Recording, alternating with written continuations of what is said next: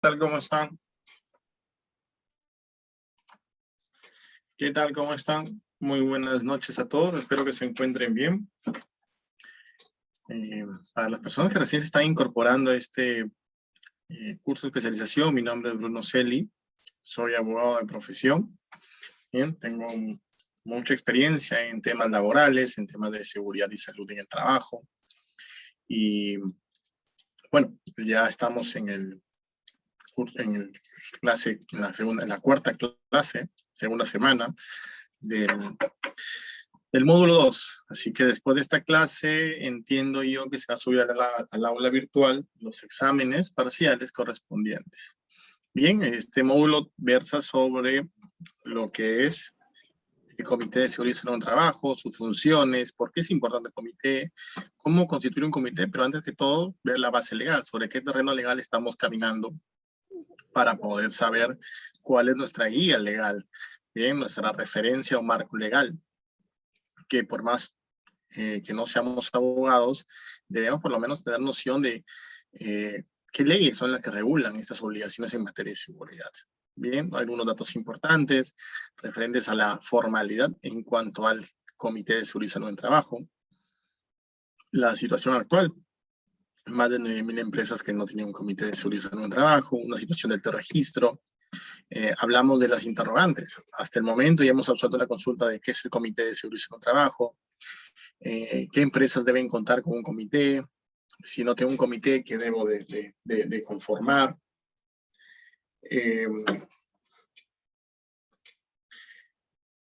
Bueno, luego cómo elijo a los miembros del comité. Justamente hemos avanzado con todo el aspecto del proceso electoral, algunas formalidades, algunas cuestiones muy particulares en cada caso en concreto que hemos absuelto y que incluso ha dado como consecuencia grandes debates, posturas entre todos los participantes de este curso. Es sumamente importante.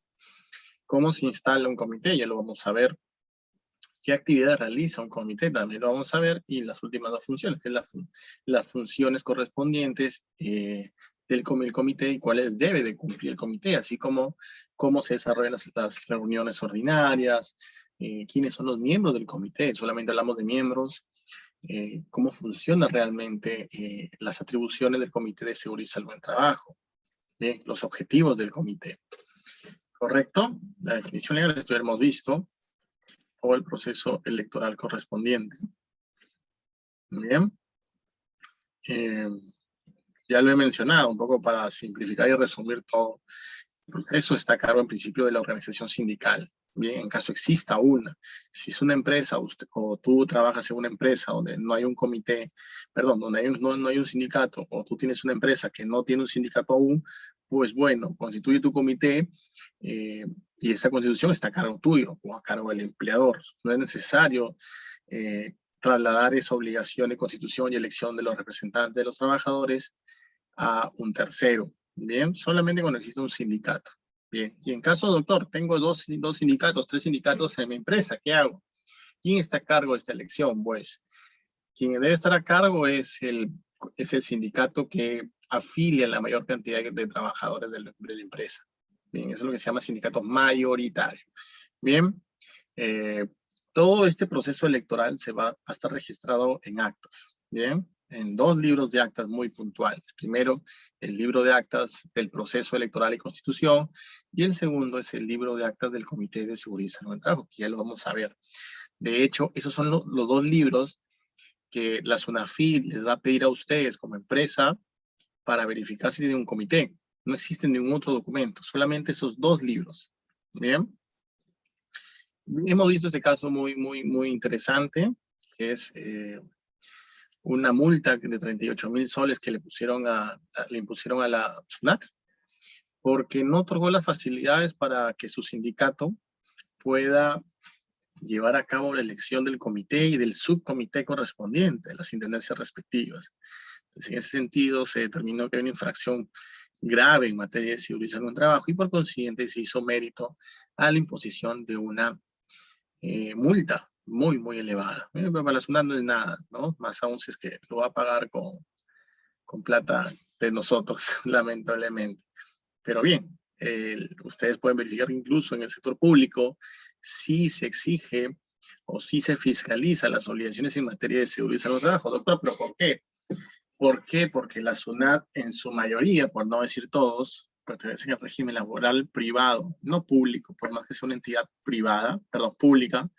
Su régimen laboral por el cual se concentra toda su actividad laboral es privada. Todo está bajo el decreto legislativo 728. Bien, no hay CAS, no hay servicios no personales, no hay de funcionarios correspondientes a la actividad pública del decreto legislativo 276, para nada. Bien. ¿Cómo se organiza? Pues existen dos modalidades, la modalidad virtual y la modalidad presencial. Hoy por hoy estas dos son las que se están utilizando y bueno, se está dando preferencia a la modalidad virtual, no hay ningún inconveniente, siempre y cuando pueda garantizar la transparencia y la democracia del mismo, ¿no? De ese proceso electoral propiamente dicho. Ahora, para hacer una síntesis, todo este proceso electoral que hemos hablado, solamente se hace referencia al acto mediante el cual los trabajadores eligen a sus representantes, a los miembros titulares y suplentes del comité que van a representar a la parte trabajadora, no a la parte empleadora, ¿bien? Porque la parte empleadora eligen a sus representantes o a sus miembros titulares o suplentes mediante una carta de designación. ¿Y entre qué trabajadores se elige? Pues a los trabajadores de dirección y de confianza. Bien. ¿Alguien me podría decir quiénes y qué son los trabajadores de confianza y dirección? Quizás me puede decir cuáles son las características de este personal de dirección, que hablamos de 3 características. ¿Quién me lo podría decir? Tiene más un punto en el examen parcial. Bien. No sean tímidos. ¿Qué es un trabajador de confianza? De confianza, no de dirección, de confianza. Bien. ¿Y qué características tiene para ser considerado como un trabajador de confianza? Incluso planteamos una interrogante sobre ese tema. Bien. Veamos, ¿quiénes están? Oscar, buenas noches. Sí, efectivamente, es aquel trabajador que se reporta directamente a gerencia, bien al trabajador de dirección, efectivamente. Otra característica, Oscar, o si quizás lo dejamos a alguno de tus compañeros. Otra persona que dé la segunda característica, porque efectivamente Oscar ha indicado una característica sumamente importante.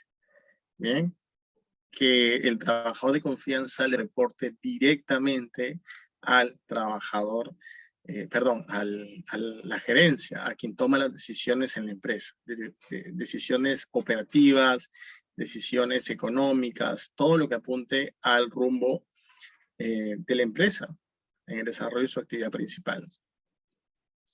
¿Quién más? Maneja información sensible, sí, Jacqueline, maneja información sensible, pero más que todo, yo lo que te recomendaría es información confidencial y reservada de la empresa. Bien, porque si hablamos de información sensible, se puede confundir con datos personales. Bien, por ejemplo, el nombre de un trabajador es un dato sensible. Bien, porque son datos personales del individuo, ¿no? Pero está bien, maneja información reservada, confidencial de la empresa. Bien. La tercera característica, ¿quién se anima? Los escucho.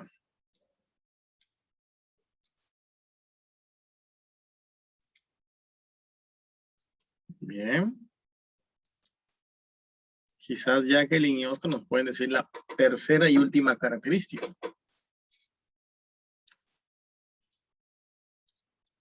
Recuerden que muchas preguntas del examen parcial o final no vienen del material de la presentación de diapositivas, sino sale justamente de este tipo de preguntas que se están planteando. Así que hay que estar atentos a clase. Bien, como nadie se anima, la tercera característica es una combinación de ambas, de las antes mencionadas, que la información confidencial o sensible que maneja, confidencial y reservada, que maneja el trabajador de confianza sea enviada a quién o remitida a quién, al trabajador de dirección o gerencia, quien está directamente relacionado, ¿no? Esas son las 3 características para determinar un trabajador de confianza.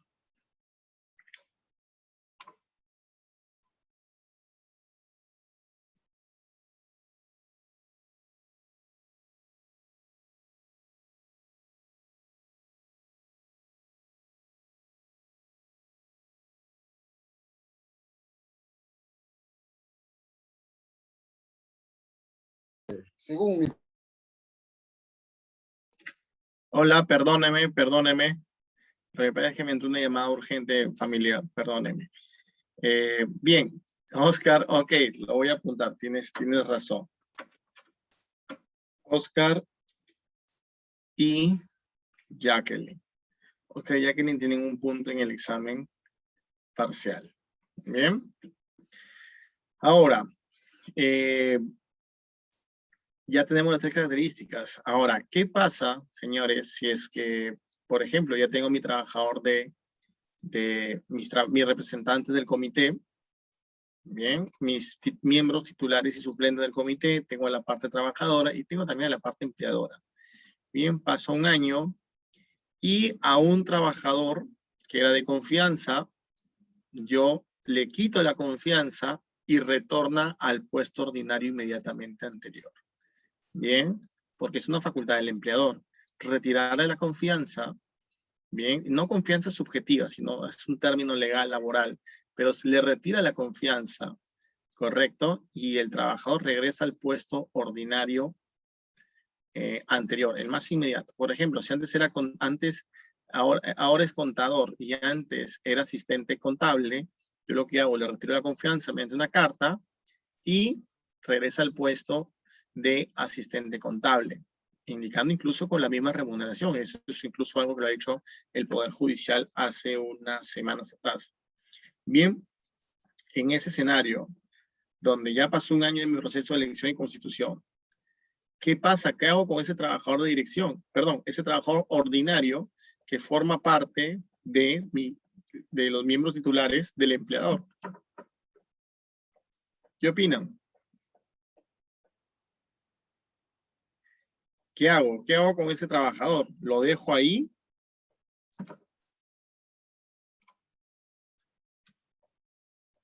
Bien, Oscar señala la primera opción, convoca nuevas elecciones, correcto.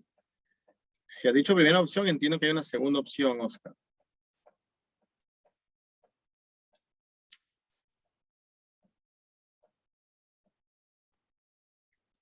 Segundo, hacer renunciar al trabajador del comité. Sí, efectivamente, lo que la respuesta es similar al caso que les planteé, pero ahora por el lado del trabajador, ¿no? Antes por el lado del trabajador, ahora por el lado del empleador. Que son situaciones que pasan. Y el tema del ascenso quizás es un poco remoto, que suceda, pero el supuesto del trabajador de confianza, el retiro de confianza, ocurre muchísimo, ¿bien? Entonces, en el escenario justamente que plantea Oscar, es lo que yo particularmente recomendaría a mi cliente, es, le planteo esas 2 opciones, ya será mi cliente quien decidirá, ¿no? Convocar un nuevo proceso electoral, un nuevo comité, correcto, pero eso no es muy sano operativamente porque vas a parar todo, porque no puedes funcionar sin comité de seguridad y salud en trabajo.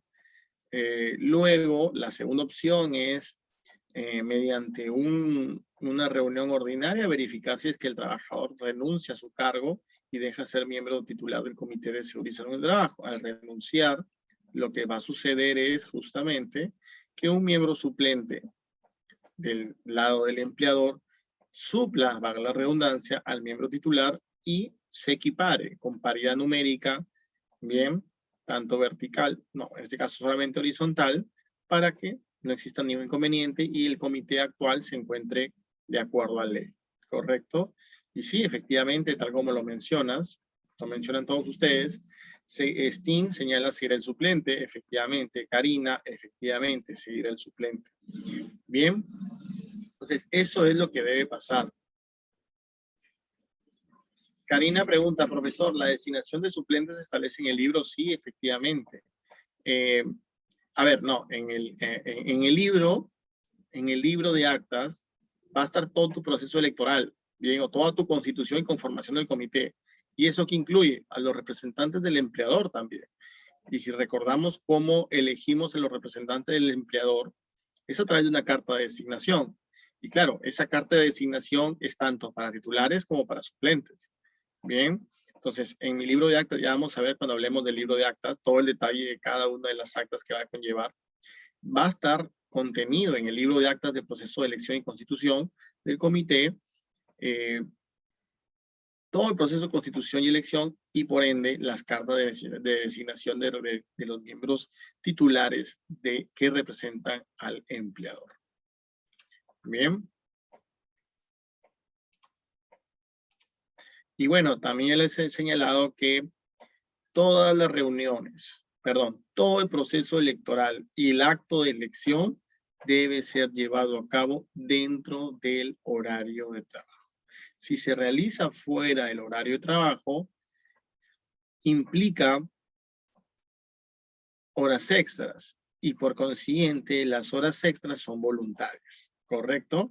Si es que el trabajador, alguno de ustedes, no está de acuerdo con la realización de horas extras, por más que exista un pago de por medio, entonces el trabajador no está obligado a participar de ese proceso electoral. Por consiguiente, no puede ser sancionado o susceptible de aplicación de medidas disciplinarias en caso de incumplimiento de asistencia al proceso electoral. Si el trabajador acepta mediante correo o algún documento que lo acredite, acepta que efectivamente va a participar del proceso electoral, pero no asiste, solo en ese escenario el trabajador puede ser perfectamente pasible de la imposición de medidas disciplinarias. ¿Correcto? Ahora, este es las actas de elección y conformación, perdón, las actas de, a la izquierda, el proceso de elección, que es el acto de escrutinio, donde se contabilizan votos, los inasistentes, los votos inválidos, pues son blancos o viciados, y el total de número de trabajadores. Bien.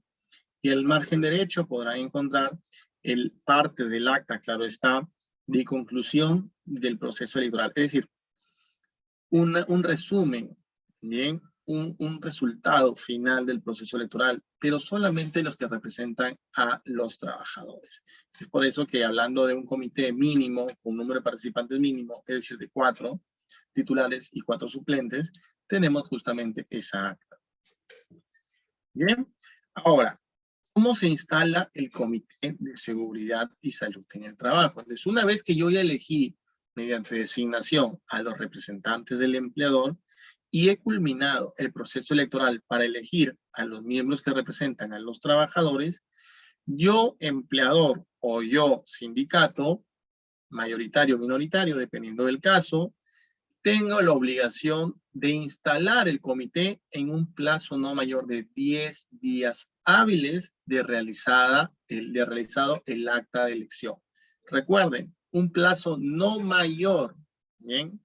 Es un término diferente el usado en ese plazo que les comenté entre el acta del listado de candidatos inscritos y el acto electoral, que no debe haber que debe haber más de 15 días hábiles y no menos. En este caso, en el caso de la instalación, debe realizarse en un plazo no mayor de 10 días hábiles de llevado a cabo el proceso electoral.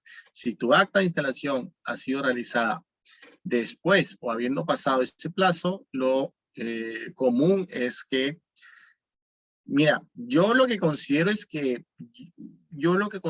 no existe una invalidez del comité.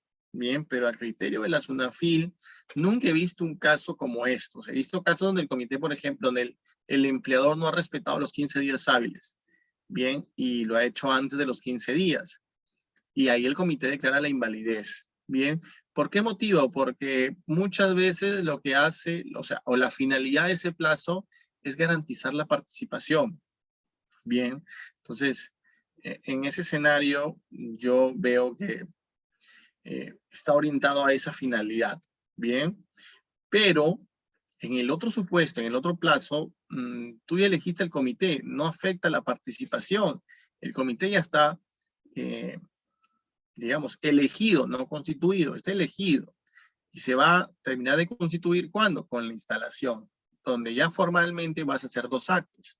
Vas a elegir la organización interna del comité de seguridad, que es en la segunda parte del acto. La agenda es, voy a instalar el comité. Segundo punto, elección del presidente. Tercer punto, elección del secretario. Bien, como pueden ver, el primer ítem u objetivo de la instalación es la elección de sus miembros o de su estructura interna, el presidente y el secretario. El segundo objeto o finalidad del acta de instalación es el reconocimiento o la exhibición de los miembros del Comité de Seguridad y Salud del Trabajo. ¿A quién? A los trabajadores. ¿Por qué? Porque en base al deber de en base al deber de información, al principio de información, el empleador tiene que comunicar sobre todos los elementos implementados y que forman parte del sistema de gestión de seguridad y salud en el trabajo. ¿Correcto? Entonces, lo que se debe hacer es justamente dar notoriedad y dar reconocimiento. Y cuando hablo de reconocimiento, no hablo de otorgar un premio, otorgar un reconocimiento económico, no, sino otorgar reconocimiento, es decir, hacer público a todo el universo de la planilla laboral de la empresa quiénes son los miembros del que conforman el Comité de Seguridad y Salud en el Trabajo, tanto del empleador como del trabajador. Doctor, ¿y cómo puedo hacer esto? Bueno, a través de mecanismos informáticos. Puedes enviarlo, hay empresas, por ejemplo, que tienen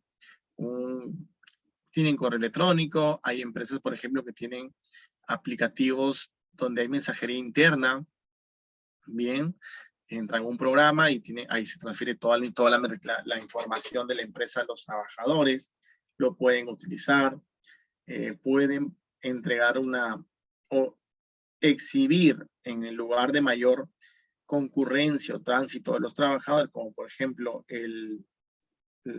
la puerta de ingreso de la empresa, pueden publicar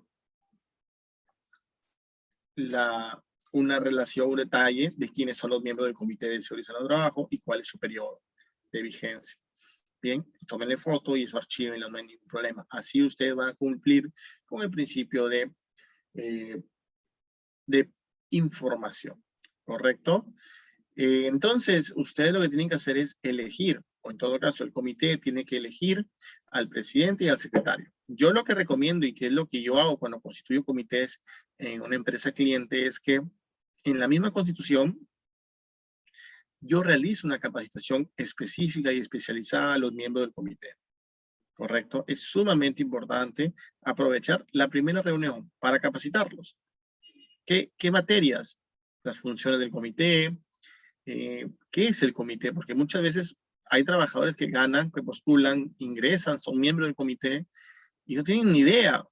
Por lo menos a nivel de trabajador ordinario pueden tener una mejor idea. ¿Por qué? Porque son personas que voluntariamente se postulan y entiendo yo que son personas que saben mínimamente qué es un comité y cuál es su finalidad. Pero en el caso del empleador es difícil presumir eso. ¿Por qué? Porque es por designación. Bien. Y seamos realistas, muchos trabajadores me han dicho, pero yo no quiero aceptar. En la posición como estás, como trabajador de confianza, el no aceptar esto es básicamente por tener la lupa del empleador. Entonces, y más aún si eres trabajador de confianza, te retira la confianza y listo. Entonces, definitivamente es una situación complicada. Entonces, yo no puedo presumir que todos los miembros del comité, por lo menos los que representan al empleador, saben qué es un comité o cuáles son las funciones de un comité. Por eso es que es de vital importancia realizar una capacitación y aprovecha su instalación para hacerla. Y en base a eso tú ya habrás cumplido con la primera de 6 capacitaciones que debe realizar el Comité de Seguridad y Salud del Trabajo, anuales. Bien, entonces, esta es la organización interna. Bien, tenemos, ojo, este en el escenario de ser un comité de 6 personas, 6 titulares. Bien, estamos hablando de una empresa que puede tener entre 101 a 199 trabajadores. Bien, entonces, debemos tener un presidente, un secretario y 4 miembros ordinarios del Comité de Seguridad y Salud en el Trabajo.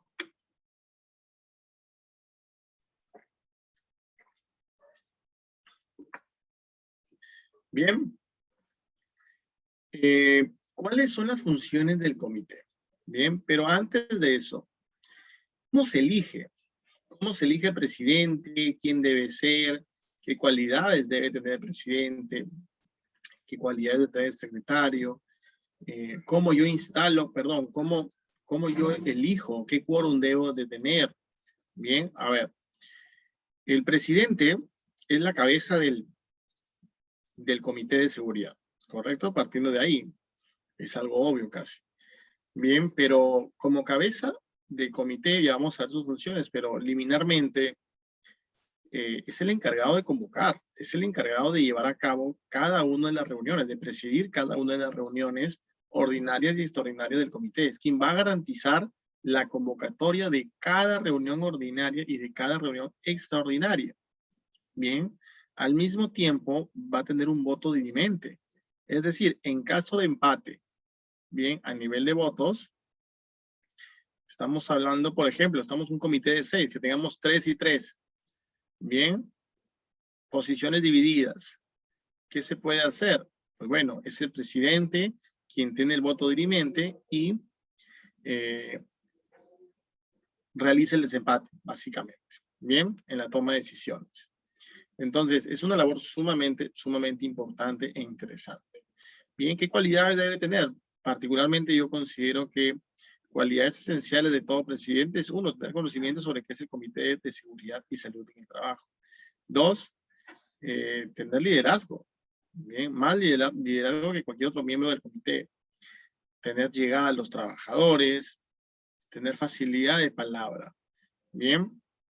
Luego, el secretario es quien realiza labores básicamente operativas y administrativas. Bien, es quien va a llevar a cabo y va a ser responsable de la custodia y llenado de libros de actas, por ejemplo. Es quien va a garantizar que la convocatoria que haga el presidente para cada reunión ordinaria o extraordinaria sea notificada realmente. La citación, el acta sea llenada y firmada por cada uno de los miembros que participaron en el proceso electoral. Doctor, ¿y cuál es la vigencia de este cargo? Bueno, la vigencia es lo que dure la vigencia del comité. Ahora, también se puede pactar, no lo he visto, se puede pactar a nivel de acta, por ejemplo, que el presidente solamente tiene una vigencia de 1 año, la mitad de la vigencia normal de un comité. ¿Eso es válido? Sí, claro que sí. Y luego de 1 año, el comité nuevamente se reúne en una reunión ordinaria o extraordinaria y elige al presidente o al secretario nuevo. Entonces, ¿puede elegir al mismo? Sí, todo dependiendo, eso no está en la ley. Es un tema estrictamente de organización interna. Bien, entonces es sumamente importante que ustedes lo tengan muy en claro. Entonces, esa debe ser su organización, chicos, chicas. Tienen que tener claro quiénes son los miembros ordinarios y quién es el presidente y quién es el secretario. Bien, veamos el caso de las funciones. Las he dividido por verbos rectores. En primer lugar, y esto lo he reiterado muchísimo en cada una de las presentaciones, y siempre que hablo de los elementos del comité del sistema de gestión de seguridad en el trabajo. El comité de seguridad, desde mi punto de vista, es el órgano neurálgico, es el órgano vivo, es el elemento del sistema de gestión interrelacionado más importante. Perdón.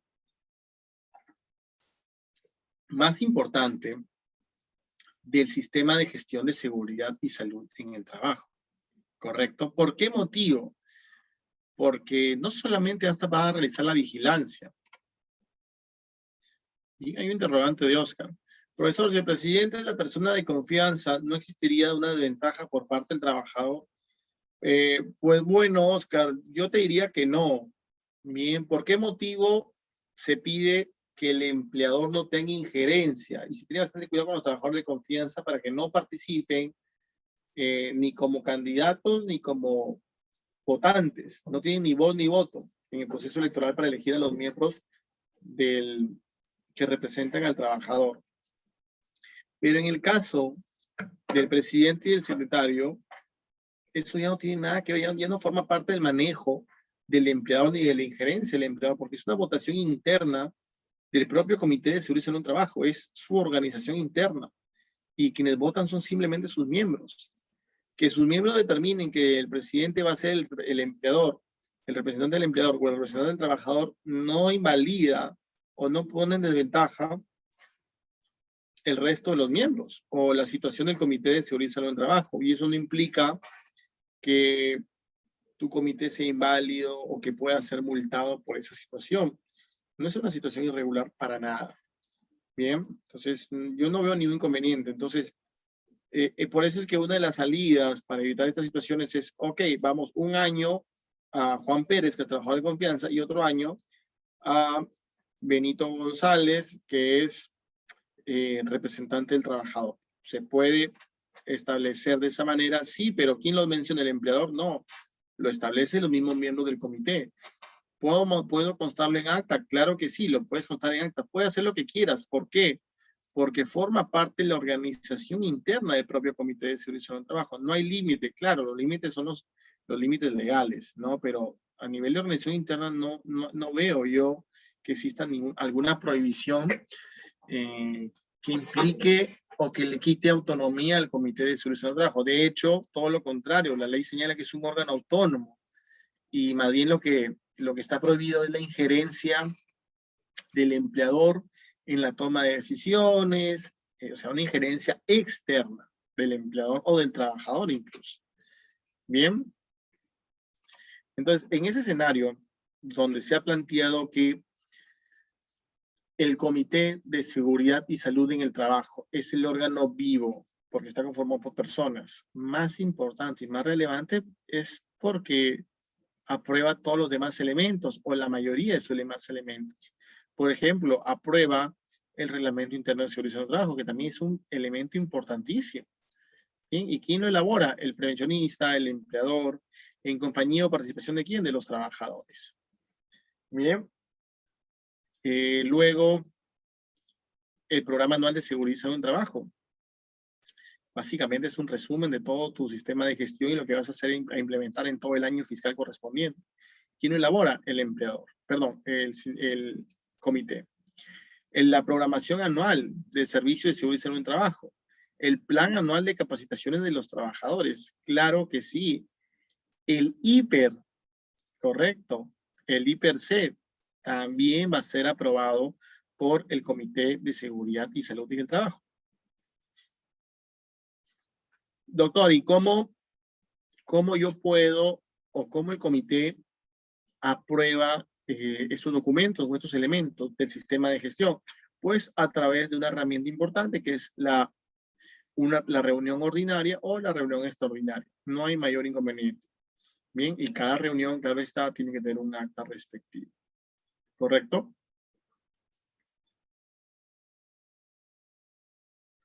Bien, luego el Comité de Seguridad y Salud del Trabajo debe conocer, ¿qué cosa? Todo el sistema de gestión de seguridad y salud en el trabajo de la empresa.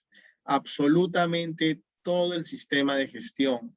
¿Por qué? Porque claro, porque una de sus funciones es la de ejercer o de verificar el cumplimiento de las obligaciones en materia de seguridad. Ahí quizás me estoy adelantando, pero es importante refrescar esto porque para cumplir esa función elemental de vigilancia del cumplimiento y de las obligaciones laborales, es importantísimo saber, uno, qué dice la ley, qué exige la ley, y dos, qué es lo que tengo implementado en la empresa. Entonces, definitivamente debo conocer todo el sistema de gestión implementado para poder advertir y ser un garante fiscalizador del empleador como del trabajador, del trabajador. ¿Por qué? Porque el Comité de Seguridad y Salud del Trabajo perfectamente puede exigirle a los demás trabajadores el cumplimiento de todos los lineamientos y todos los elementos establecidos por la empresa en materia de seguridad, con la finalidad de obtener la meta más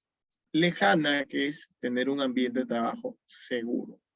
Bien, luego el comité debe de participar. Bien, ¿en qué participa? En las políticas, en los planes, los programas de promoción, de seguridad, prevención de accidentes y enfermedades.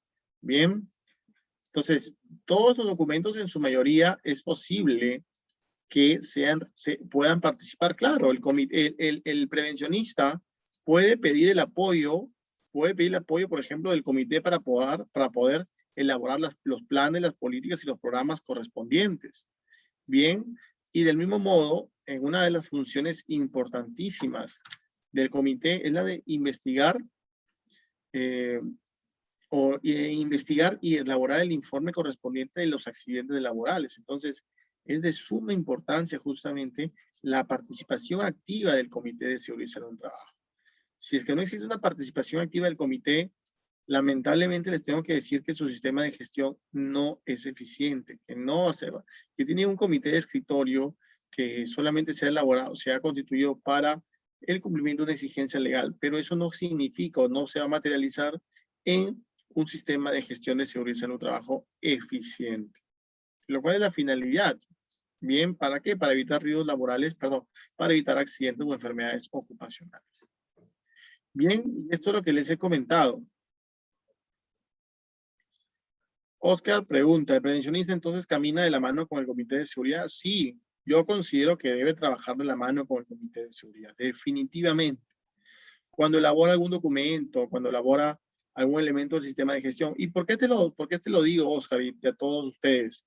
Porque, a ver, ¿no sería mejor trabajar de la mano con la persona que te va a aprobar el documento para así lo que trabajes con esas personas no sea observado? Porque claro, si es que es observado, implicaría que el comité está observando lo que ellos mismos han ayudado a elaborar.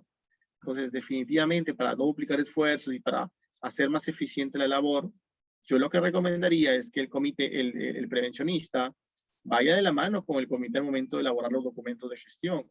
Definitivamente, los otros elementos de gestión. ¿Para qué? Para que al momento de que sea derivado al comité la versión final para su evaluación y posterior aprobación, el comité no haga observación alguna, observaciones de forma o fondo que puedan dilatar la implementación de todos los elementos del sistema de gestión que el prevencionista y la empresa estén realizando o estén implementando o ejecutando. Bien, ojo, no es una obligación legal, pero es una recomendación válida. Si existiera alguna diferencia entre ellos y sucede algún accidente, ¿quién es o sería responsable? ¿A qué te refieres con diferencia? Eso es lo que no entiendo. El comité responsable, bueno, hay posturas que señalan que sí, técnicamente hablando, el comité sí tendría responsabilidad ante un accidente de trabajo.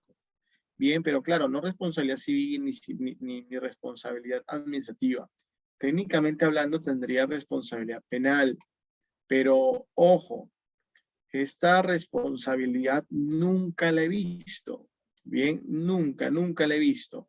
Nunca se ha accionado, el Ministerio Público nunca ha accionado de esta manera, se ha ido directamente contra los representantes legales, accionistas de la empresa, pero no contra un miembro del comité.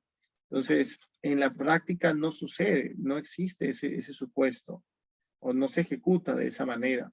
Siempre el responsable va a ser el empleador. En caso de multas, igual va a ser el empleador. El prevencionista habla con profesionalismo y los miembros del comité son o serían empíricos. Sí, claro está, pero ojo, la idea es que el comité también ayude, la idea es que el prevencionista también ayude a los miembros del comité. A ver, también es posible, señores, y de hecho no es nada descabellado, suele suceder, pasa mucho, de hecho, que el prevencionista forme parte del comité. Claro que sí, yo no veo ninguna incompatibilidad. Si es de confianza, tiene que ser representante del empleador. y si es ordinario, tiene que ser representante del trabajador. Entonces, no existe incompatibilidad alguna. No existe ningún límite legal donde la ley establezca, para la redundancia, que no, para ser prevencionista, perdón, para ser miembro del comité tienes que ser, no tienes que ser trabajador de confianza, no, para nada, claro que sí, puede ser. Y tampoco otra provisión que me diga, debe ser trabajador, no debe ser prevencionista, no, claro que no. No existe una provisión como tal.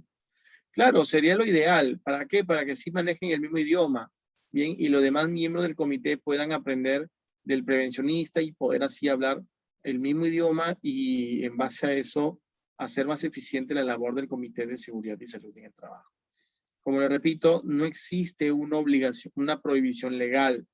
Entonces, no habría ningún inconveniente, no existiría ningún límite en ese aspecto. Karina pregunta, entonces el dueño de la empresa tiene que vigilar el actuar de este comité y hacer gastos para que los capaciten. Karina, sí, o sea, la empresa no tanto tendría que vigilar, porque la vigilancia va a un sentido diferente. La vigilancia más va por el comité frente al empleador y frente a los trabajadores. Frente al empleador para la exigencia, el cumplimiento de las materias de seguridad y trabajo, y al mismo tiempo en lo que el empleador se obligó al momento de elaborar la política de seguridad y salud en el trabajo. Y frente a los trabajadores es una vigilancia, pero de cumplimiento de las exigencias legales. Perdón, de las exigencias implementadas por la empresa. Entonces, no es tanto que el comité, perdón, que el empleador vigile al comité. Es al revés. Bien, entonces yo no veo que el empleador tenga que vigilar al comité. Desde mi punto de vista, no va por ese lado. Claro, lo puede vigilar en el sentido, por ejemplo, sobre las licencias con goce de haber, que se otorgan, tiene que hacer seguimiento, que no se ejecute, no se ejerza o no se ejerza de manera abusiva ese derecho por parte de los miembros del comité. Por ejemplo, yo he tenido casos donde los miembros del comité me dicen, doctor, voy a hacer unas diligencias, y yo lo que pido es, ok, envíame un correo con todo lo que vas a hacer y que esté relacionado con el Comité de Seguridad y Salud en el Trabajo. Hay algunos que lo hacen, otros que no lo hacen. Y claro, yo lo que tengo que hacer es vigilar el cumplimiento de ello. ¿Por qué? Porque claro, yo voy a declararte como licencia y para eso yo tengo que tener un sustento correspondiente. ¿Correcto? Y al mismo tiempo para contabilizarte las horas, porque esta licencia no es ilimitada, sino que es una licencia que son de 30 días calendarios correspondientes. Bien, que no se, perdón, 30 días al año, que no se conservan y no son acumulables en el siguiente ejercicio fiscal. Bien. Y respecto a los gastos, sí, efectivamente, la implementación de todo un sistema de gestión en materia de seguridad y salud en el trabajo. Perdónenme un segundo, de una llamada familiar, perdónenme.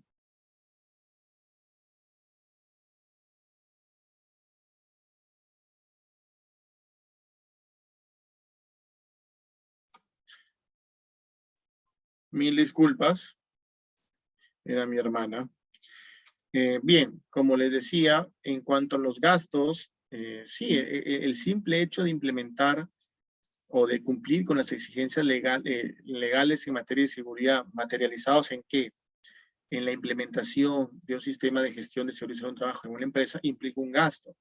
Y como ya les he mencionado en las clases anteriores, ese gasto también va de la mano con algunas situaciones, como por ejemplo el capacitar a todos los trabajadores, mínimo 4 al año, los trabajadores que no son miembros del comité, de los trabajadores, a los trabajadores que son miembros del comité, mínimo 6 veces al año.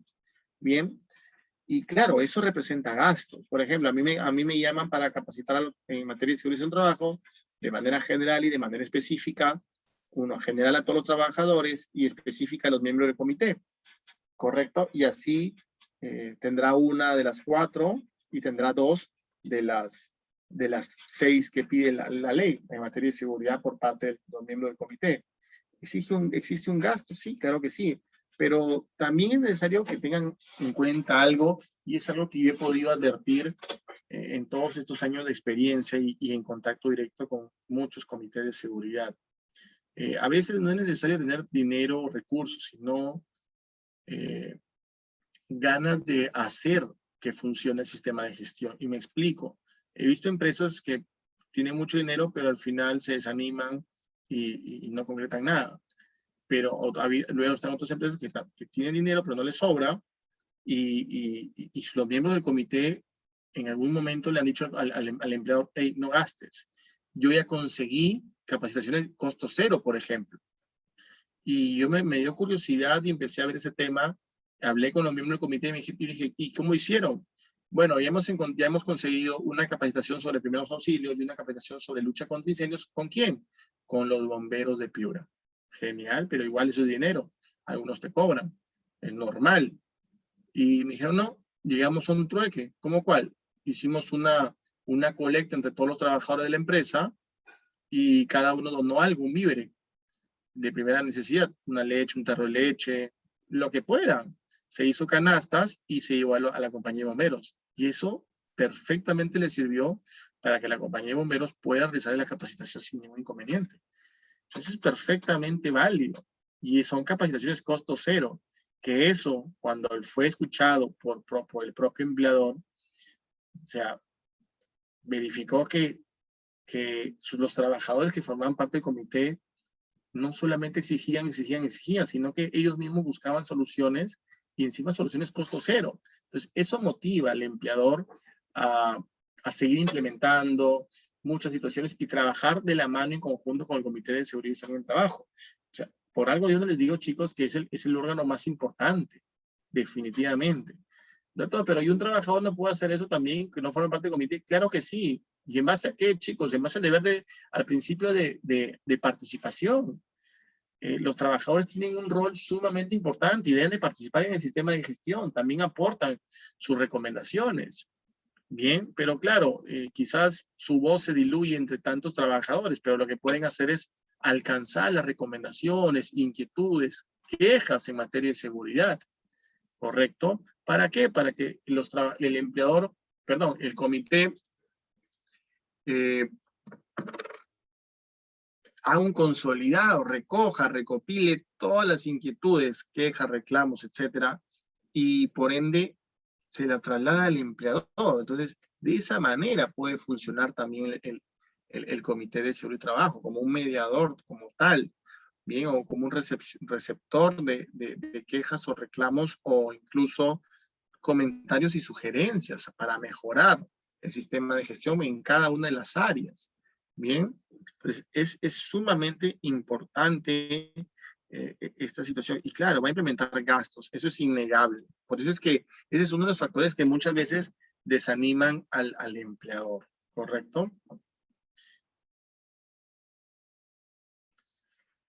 Claro, Oscar, a ver, lo que pasa es que todo tiene que ser por actas. Bien, si el comité, por ejemplo, recepciona quejas en un determinado mes o recomendaciones, lo que hace es, ok, se agrupa, se junta el comité, lleva a cabo una reunión ordinaria, puede estar agendada ese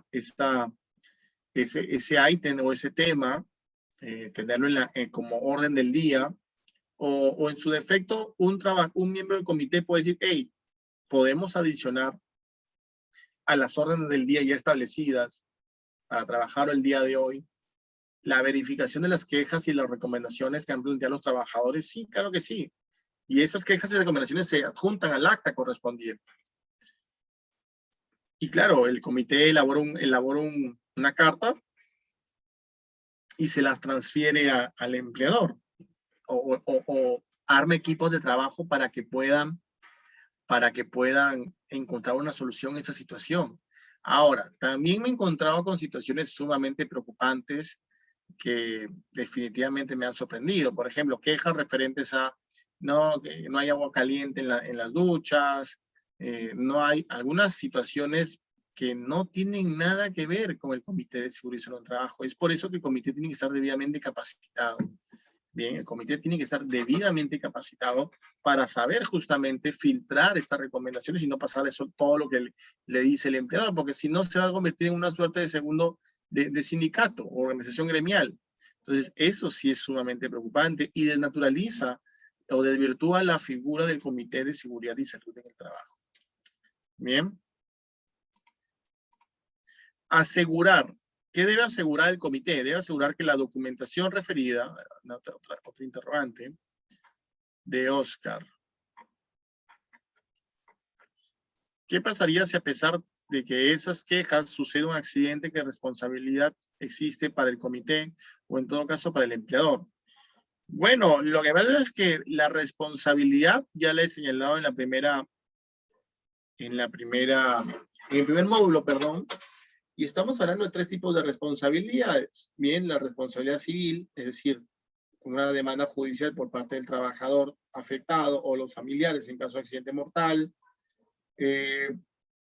La responsabilidad administrativa por parte de la SUNAFIL, ¿a través de qué? De una multa o incluso otras sanciones, como por ejemplo el cierre definitivo de la centro operativo, que no es que también es una sanción. No solamente la SUNAFIL sanciona económicamente, sino también sanciones de hecho, ¿no? Un cierre temporal o definitivo de la obra o del centro productivo, claro que sí.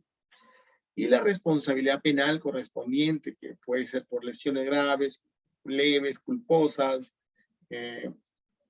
homicidio culposo, no puede ser asesinato porque no hay dolo, no hay intención de matar a un trabajador, no se puede aplicar el tipo penal regulado en el 168A, porque no configura lo que dice el 168A, nadie lo utiliza, no sé por qué está ahí en el cuerpo, en el código penal. ¿Por qué? Porque ese artículo que señala, o ese tipo penal señala, es que el que deliberadamente, intencionalmente incumple las medidas o la normativa legal y las recomendaciones administrativas para causarle un daño. Entonces, definitivamente un accidente no puede proceder con ese tipo de situaciones, ¿correcto? Ahora, tú lo que planteas es que dices, la SUNAFIL va a darse cuenta de eso. Claro, o sea, va a ver las quejas. Tú lo que estás orientando, o la pregunta la estás orientando en el sentido de un determinado supuesto en el cual puede haber una eximente responsabilidad del Comité de Seguridad. Claro, pero lo que pasa es que no te puedo dar una respuesta exacta o precisa como me gustaría dártela. ¿Por qué? Porque va a depender de cada caso en concreto. Bien. O sea, va a depender de cada situación para yo poder decirte, miren, en este caso sí efectivamente no va a existir responsabilidad. Pero con los elementos que me has planteado, por ejemplo, y no existe ningún otro elemento, yo te podría decir, sí, claro, si la SUNAFIL verifica que el comité ha aprobado todos los elementos de gestión y el accidente no se generó por ese documento aprobado por el comité, bien, y al mismo tiempo advierte que el comité justamente en su momento hizo llegar quejas o recomendaciones justamente sobre una situación o sobre una condición subestándar en el espacio físico donde ocurrió el accidente, pues definitivamente se va a eximir de responsabilidad, cualquier responsabilidad que pueda tener. Eso me queda clarísimo. Pero volviendo un poco a lo que les he planteado, legalmente es posible que el comité tenga responsabilidad, pero a nivel de práctica, a nivel de casuística, no he visto ningún caso donde se haya querido sancionar o aplicar algún tipo de responsabilidad civil, penal o administrativa a los miembros del Comité de Seguridad y Salud en el Trabajo.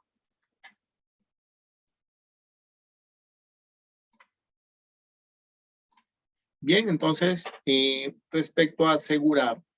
Bien, el comité debe asegurar que la documentación referida a condiciones de trabajo sean necesarias para cumplir con sus funciones. ¿Qué quiere decir esto? Que el comité, y esto es lo que les he planteado y tiene mucho que ver con el caso planteado por Oscar, el comité tiene que tener clarísimo cuáles son las condiciones laborales de los trabajadores, las condiciones en materia de seguridad y salud en el trabajo, que se conocen como condiciones subestándar o condiciones estándar. Bien, y en base a eso pueda realizar las acciones pertinentes para corregir esos actos y esas condiciones subestándar que por lo general van a generar un accidente de trabajo. Entonces, toda la documentación que el Comité de Seguridad pueda tener con la finalidad de mejorar esas condiciones de trabajo, entonces no habría mayor inconveniente y lo debería de ejercer de manera efectiva el comité. Bien, para evitar incluso cualquier tipo de responsabilidades en caso se dé lugar, lo cual dudo, pero, como les he repetido, legalmente sí es posible, ¿correcto? Luego, el comité tiene que inspeccionar. Entonces, les hablé en su momento que el sistema de gestión de seguridad en un trabajo no es perfecto, ¿bien? Entonces, al no ser perfecto, se aplica el principio de mejora continua, el cual establece que el comité se encuentra, el sistema de gestión es mutable, es decir, es cambiante, se va perfeccionando, no es estático, ¿correcto? Entonces, esas mejoras forman parte de alguna observación o una no conformidad encontrada en alguna parte del espacio-tiempo donde pudieron determinar que hay una no conformidad que debe ser resuelta. ¿Qué es una no conformidad? Es una situación de hecho, bien, que no va de la mano con el sistema de gestión implementado o que no promueve el no tener accidentes de trabajo, sino que esa situación va a generar justamente que se genere un accidente de trabajo, valga la redundancia, o una enfermedad ocupacional. Entonces, esas oportunidades de mejora se van a materializar o en qué momento se pueden dar esas situaciones de oportunidad de mejora. Yo considero que en tres. Bien, primero, al momento de realizar una auditoría externa, que no la realiza el comité, la realiza una entidad tercera que hace una revisión completa de todo tu sistema de gestión en materia de seguridad. Bien, segundo, las inspecciones internas, que es justamente lo que estamos hablando. Bien, el comité se agrupa en órganos de trabajo o grupos de trabajo designados internamente, donde no tiene injerencia ni el empleador ni el resto de trabajadores, para poder determinar, por ejemplo, ok, el día 31 de agosto, tiene 31, ¿no? Sí, creo. El día, fines de mes, fines de agosto, el comité delegado por Juan Pérez y Juana Pérez van a realizar una inspección interna para verificar, por ejemplo, las medidas de seguridad de la empresa del área de empaque, por ejemplo. ¿Y cuáles son las medidas o herramientas de seguridad? Por ejemplo, la señalización, por ejemplo, las luces, los reflectores, bien, en caso de corte del fluido eléctrico, bien, luces de emergencia, perdón, el botiquín que esté debidamente colocado, que esté debidamente abastecido con la medicina correspondiente para atender cualquier situación relacionada con los riesgos de esa área o ese puesto de trabajo. Los extintores debidamente señalizados, debidamente colocados, que cumplan con la normativa técnica pertinente, que se encuentren debidamente operativos. Entonces, esas inspecciones, por ejemplo, muy puntuales y un tanto superficiales, porque es sencilla, bien, les va a servir al comité o en todo caso al empleador como una oportunidad de mejora. Si yo encuentro, por ejemplo, una luz de emergencia que no está funcionando, bien, detectores de humo que no funcionan, manguera contra incendios, dependiendo de la empresa, que no funciona, o extintores que se encuentran en zonas en las cuales hay obstáculos, que es de difícil acceso, o de repente hay un extintor, pero no está la señalización. Habría que eso consignarlo como una no conformidad y entregárselo al empleador para que proceda con la subsanación o el levantamiento de esa no conformidad. Bien, eso es una inspección interna. Puede llevarse a cabo en base a diferentes cosas del sistema de gestión implementado. ¿Correcto? Entonces, ese es el segundo momento de mejora continua. Y el tercer momento de mejora continua es en base a un proceso inspectivo, como consecuencia, por ejemplo, de un accidente de trabajo o como consecuencia de un proceso inspectivo meramente por una denuncia sin accidente de trabajo o en su defecto por una simple campaña por parte de la SUNAFIL. una campaña de fiscalización, que la suelen hacer dependiendo del sector productivo. Pero ese momento también te va a servir como una mejora continua, porque será un tercero, bien, en este caso la SUNAFIL, quien procederá con hacer un análisis exhaustivo de tu sistema de gestión. Y si encuentra alguna no conformidad, definitivamente tendrías que subsanarlo. Ahora bien, ¿cuál es la diferencia de esta última alternativa o oportunidad de mejora o momento de oportunidad de mejora? Es que, a diferencia de la auditoría y la inspección, es que esto va a generar que tengas a la entidad fiscalizadora verificando si cumpliste o no. Y la entidad administrativa fiscalizadora te va a dar un plazo sumamente corto, 3 a 5 días hábiles, dependiendo de la no conformidad. Y en base a eso, tienes que cumplir. Si no cumples, te va a multar por esa condición subestándar y al mismo tiempo te va a multar por obstrucción a la labor inspectiva, donde la multa mínima son 9,000 soles. Bien. Interrogante. Oscar señala, ¿el empleador puede sancionar a un jefe de área por incumplir las no conformidades? Sí, claro que sí. Si el jefe de área... A ver, explícame, ¿cómo incumple las no conformidades? Si es una no conformidad, definitivamente no la tengo que cumplir. Porque es una no conformidad, es algo que está mal. Lo que puedo entenderte, Oscar, es que el jefe no cumple con subsanar, ¿no? Se le da la orden y no cumple con subsanar. Si es así, perfectamente lo puedo sancionar. ¿Por qué? Porque es una orden directa del empleador, ¿correcto? Perfectamente es pasible de sanción, sin ningún inconveniente. Bien.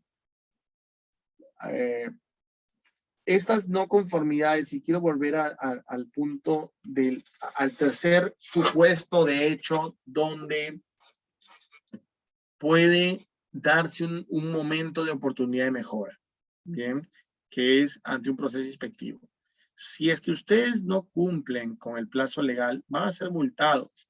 Es decir, tienen la presión de la SUNAFIL y el tiempo para cumplir, y a veces lo van a cumplir sin tener claridad de la no conformidad y simplemente no la pueden observar, van a tener que cumplir, no la tenían mapeada, consideran que no es necesario, resulta ser muy costosa y por el momento no la pueden costear, pero a pesar de eso te pueden multar. Entonces, definitivamente es una situación sumamente estresante para el empleador, para la empresa, porque te obliga a generar una oportunidad de mejora.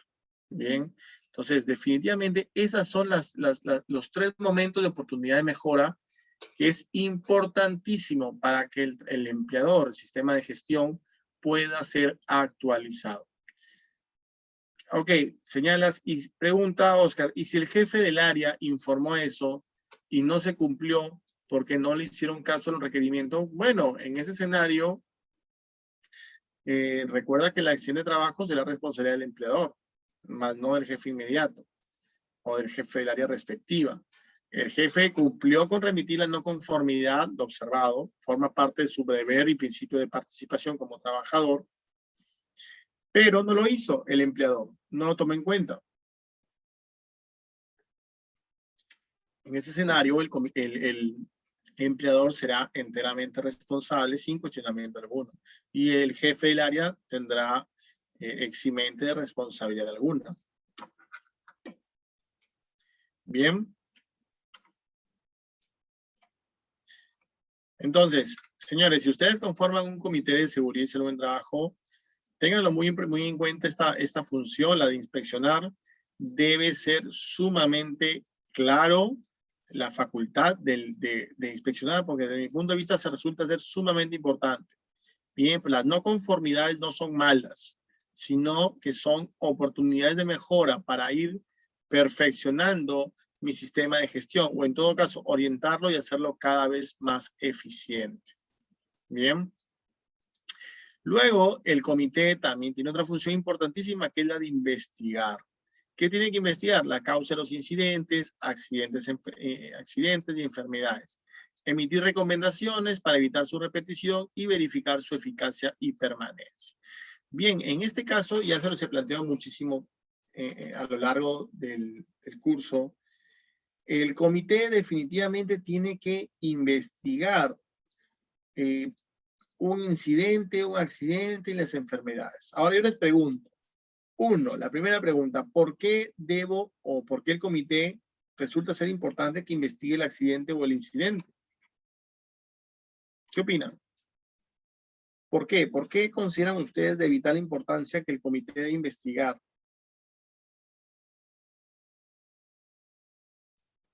¿Por qué se debe investigar un accidente de trabajo?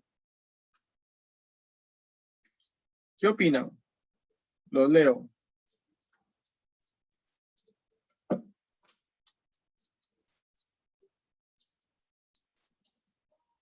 No sean tímidos. Ok, Oscar señala, porque a raíz de eso se verá la responsabilidad. Sí, sí puede determinar un poco la responsabilidad. ¿Quién más? Silvia, para saber las causas. Silvia señala, para saber las causas del accidente y mejorar las condiciones de trabajo. Para plantear las recomendaciones. Oscar, si el trabajador o falta del equipo. John, para determinar cuál ha sido la causa de cómo se originó el accidente. Ricardo, ¿por qué Kaun?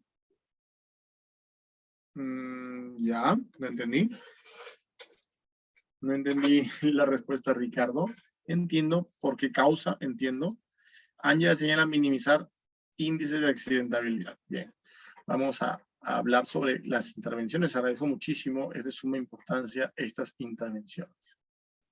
Bien, en primer lugar, Oscar, para determinar la responsabilidad, sí, pero el tema de la responsabilidad va a ser, digamos, lo último que el comité va a determinar. O sea, eso llega por la propia investigación. O sea, no es la finalidad de la investigación propiamente dicha, ¿no? Al final se va a poder determinar si es responsabilidad o no. Pero, por ejemplo, sí le dice algo muy interesante, para saber las causas del accidente y mejorar las condiciones de trabajo. Eloísa establece para plantear las recomendaciones. John señala para determinar cuál ha sido la causa de cómo se originó el accidente, es decir, la causa del accidente, definitivamente. Ricardo para conocer las causas. John para saber las mejoras que se deben implementar. Bien, exacto. Es para determinar la causa del accidente. Puede ser una causa básica, una causa inmediata, puede ser un acto generado por un acto subestándar, por una condición subestándar. Entonces yo no necesito como comité y como empleador, pero le traslado la facultad al comité como órgano imparcial vivo que investigue. Bien, entonces se tiene que determinar la causa del accidente, porque sabiendo la causa del accidente vas a poder saber qué falló de tu sistema de gestión. Y al saber qué falló de tu sistema de gestión, que también es otro momento de oportunidad de mejora, bien, puedes establecer las recomendaciones preventivas y las recomendaciones correctivas. Bien, ¿para qué? Para evitar que este accidente se materialice o se genere o se repita en un futuro cercano o lejano. Bien, ahora, tengo dos interrogantes sobre esto. ¿Cuál es la diferencia entre un incidente y un accidente? ¿Alguien sabe la diferencia entre un incidente y un accidente?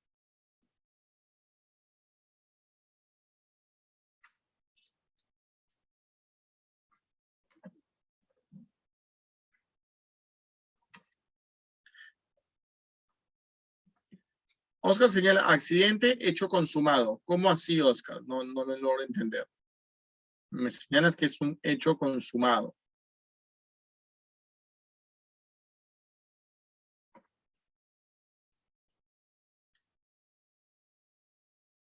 A ver, Eloísa señala, el accidente genera un daño. Ok. Rosa señala, el accidente se puede prevenir y el incidente no. John, el accidente es un riesgo que se ha materializado. Ok. Y el incidente es un suceso. Ok. Entonces Eloísa, en tu misma línea, el accidente es un hecho y el incidente es un suceso. Pero los dos son hechos. Los dos yo lo veo como hechos.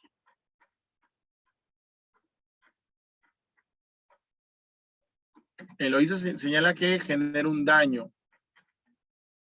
Hecho repentino e incidente es algo imprevisto. Pero repentino e imprevisto es lo mismo. Ok, Ángela señala accidente, todo suceso que causa daño. Es el daño en sí, ok, el accidente. ¿Y en el incidente no hay daño?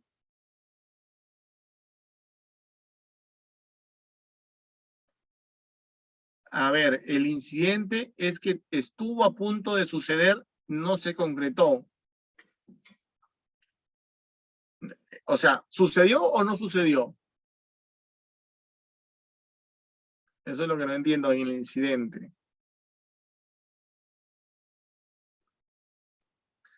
A ver, si Ángela señala que el incidente es que estuvo a punto de suceder, pero no se concretó, dice que no se concretó. Bien, yo les planteo un ejemplo para poder explicar la diferencia entre un accidente y un incidente. Imaginemos que Ángela va por los pasillos de la oficina y el suelo está mojado. Bien.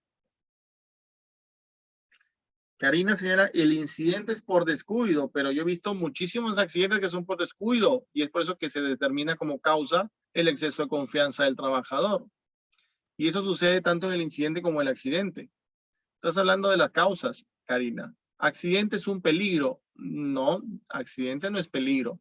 El accidente es la combinación del peligro más el riesgo más la probabilidad de que se materialice en un accidente. Sí, lo que pasa es que, Oscar, el accidente como el incidente es un suceso repentino. Si tú dices que solamente el accidente es repentino y el incidente no, eso quiere decir que tú puedes prever el incidente. Tú sabes que Juan Pérez va a tener un incidente, ¿no? Entonces, si tú vas a saber que va a tener un incidente, ¿por qué no lo evitas? ¿No? Ambos son hechos repentinos, no deseados. La diferencia está en el daño, señores. Como bien lo han señalado algunos. Silvia señala, efectivamente, puede provocar un daño. Bien. O sea, de hecho, no es que puede, provoca un daño. Provoca un daño a la persona. Bien. Y es por eso que la clasificación de accidentes es leve, incapacitante y mortal. O sea, sí hay un daño, pero luego ese daño se distribuye en la gravedad y severidad del daño. Bien.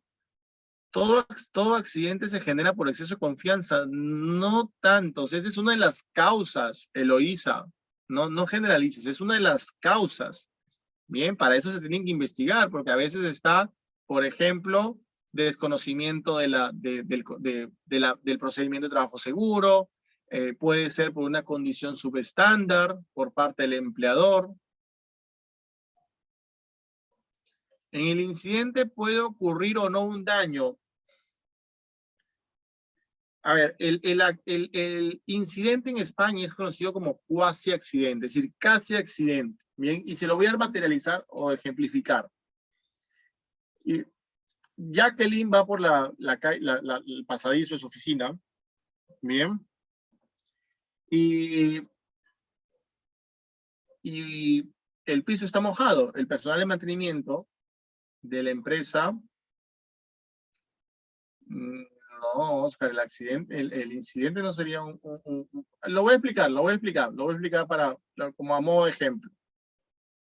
Entonces, en el mismo ejemplo donde Jacqueline camina por el piso y el piso está mojado, pero no tiene la señalización de seguridad y no se han implementado las medidas de seguridad pertinentes por parte del área de mantenimiento. Jacqueline camina, se resbala y se cae y se golpea el brazo. Bien. Eso es un accidente.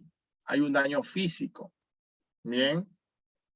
En el incidente, detrás de Jacqueline iba Angela. Bien, pero Angela quizás tiene mayores reflejos o tiene unos zapatos con mayor agarre en la suela. Y también se resbala Angela, pero al tener mejor equilibrio y agarre en la suela, no se cae. Bien. Entonces, eso es un incidente. Bien, eso es un incidente. Ahora, la siguiente pregunta, la pregunta número 2 es, ¿tengo que investigar también los incidentes? ¿Sí o no? ¿O solamente los accidentes? Porque los accidentes son los que provocan o los que generan el daño. ¿Por qué? Porque me queda claro que el accidente sí, pero ¿por qué el incidente? Si no generó una afectación física, ¿por qué lo tengo que investigar?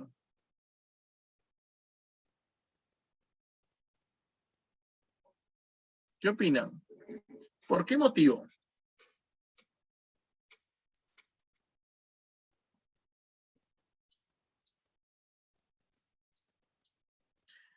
Ángela señala, los incidentes siempre pueden ser por condiciones inseguras, que a la larga se considera un accidente. Sí y no. Los incidentes no solamente son por condiciones inseguras, sino también puede ser por actos subestándar. Bien. Por ejemplo, un trabajador que está soldando, pero no utilizó el equipo de protección personal, y una esquirla sale volando y por sus reflejos se aleja y no le cae en el ojo. Eso es un incidente, ¿bien? Pero fue no por una condición subestándar, no por un entorno inseguro, sino por un acto subestándar por parte del trabajador, un exceso de confianza, el no utilizar el EPP adecuado, etc. Bien, para tomar medidas correctivas, señala Silvia. Efectivamente. John Farfán señala, para evitar que pueda materializarse un accidente. Efectivamente. Oscar, ¿para saber dónde está la falla? Sí, efectivamente, porque se puede convertir en accidente. Chicos, me alegra muchísimo sus comentarios, definitivamente. Bien, tal como ustedes lo señalan, el incidente, si bien no genera un daño en los trabajadores, al ser un suceso repentino no deseado, bien, tiene la potencia necesaria para convertirse en un futuro en un accidente. ¿Por qué? Porque están involucrados los mismos riesgos y peligros que para Jacqueline fue un accidente, pero para Angela no fue un accidente, fue un incidente. Pero los peligros y riesgos son los mismos en ambos escenarios. Se dan cuenta, quizás incluso el factor suerte ha ayudado. Otro tipo de incidente, por ejemplo, es que, no sé, pues que Oscar esté pasando por la obra, ¿correcto? Y delante de él cae una vara de metal y se incrusta delante en la tierra. Si Oscar hubiera caminado o hubiera salido un poco antes de donde estaba caminando, esa barra se le incrustaba y le hacía un daño. Pero claro, fue un incidente, o le cae una caja de herramientas, o cae algún material de un segundo piso de un andamio. Bien, quizás es un andamio que está invadiendo. Ahí hay una mezcla, ahí hay, por ejemplo, una condición subestándar. Entonces, justamente, como lo señalan ustedes, el incidente es un accidente en potencia, porque son los mismos peligros y riesgos que pueden ocasionar en otro un accidente. ¿Correcto? Entonces, tengo que investigarlo para determinar la causa del incidente y evitar que se materialice en un accidente posteriormente. ¿Cómo determino eso? Porque así voy a saber qué falla en mi sistema de gestión y establecer, como bien lo señalan ustedes, las medidas preventivas y correctivas. No olviden los dos, no solamente son medidas preventivas, son medidas preventivas y medidas correctivas. ¿Cuáles son las medidas preventivas? Es implementar algo que no existía. Bien, lo hago para prevenir algo que no existía. Y las medidas correctivas son medidas, valga la redundancia, que voy a implementar o que ya existían, pero las voy a mejorar. ¿Correcto? Esos son los dos resultados que generan la investigación y definitivamente tienen que ser investigados. Ahora, ¿qué suceso o qué acontecimiento se tiene que reportar ante el Ministerio de Trabajo? Esa es otra cosa. Bien, se debe reportar ante el Ministerio de Trabajo el accidente mortal y el incidente peligroso. Hace poco en una empresa, trabajadores estaban ingresando a un área de empaque, y el techo se cae. Gracias a Dios, la parte del techo que se cayó no estaba trabajando absolutamente nadie porque recién empezaba el turno. Pero cayó de tal manera que si alguien hubiera estado ahí, hubiera muerto definitivamente, y los escombros que han caído. Entonces, medida preventiva, por ejemplo, hacer mantenimiento, acordonar el área, hacer una zona peatonal, y medida correctiva, ya no realizar el mantenimiento cada año de la planta, sino hacer una revisión de manera semestral. ¿Por qué? Porque me he dado cuenta que mis instalaciones no están en cualquier lugar. Mis instalaciones están en Paita, frente al mar, y claro, hay un factor que se tiene que tomar en cuenta, que es la salinidad. La salinidad desgasta con mayor rapidez las estructuras y la infraestructura de una empresa. Entonces, el mantenimiento tiene que ser periódico, con mayor periodicidad.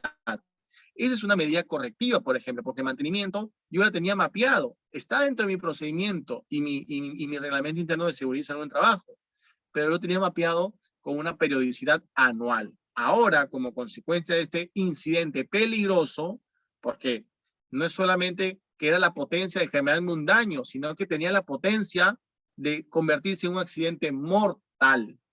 ¿Correcto? Bien, ¿tiene algún otro interrogante?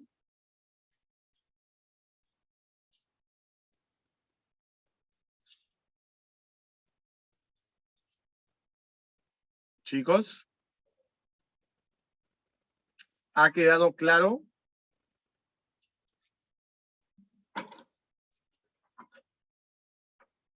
¿Les ha quedado clara la explicación, la diferencia entre uno y otro? Aunque ya lo sabían. Oscar señala que no sea pregunta en el examen. Mira, yo no lo tenía en mente, pero ya, va de cajón esa pregunta, de todas maneras.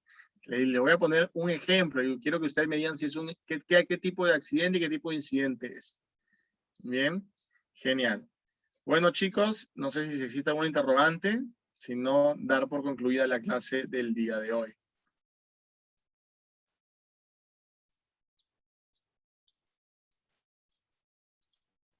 Perfecto, me da mucho gusto que les haya quedado claro, que esté cubriendo las expectativas, que el Corlat cumpla con todas sus expectativas. Bien, ya hemos cumplido la hora pertinente, el horario pertinente. Y bueno, nada, desearles buenas noches. Síganse cuidando, señores. Quizás suena muy repetitivo, pero síganse cuidando. Correcto, la cosa está fea y ahora con el tema electoral hay mayor aglomeración. Síganse cuidando mucho. Si alguno de ustedes ya se vacunó, no bajen la guardia, síganse cuidando, nada ha cambiado, a cuidarse. Bien, que tengan buen fin de semana, buenas noches, hasta luego.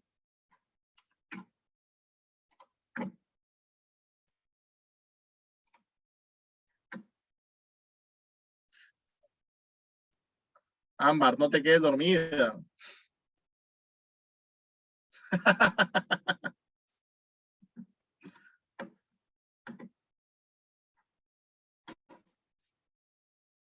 La sorprendí a Ámbar durmiendo.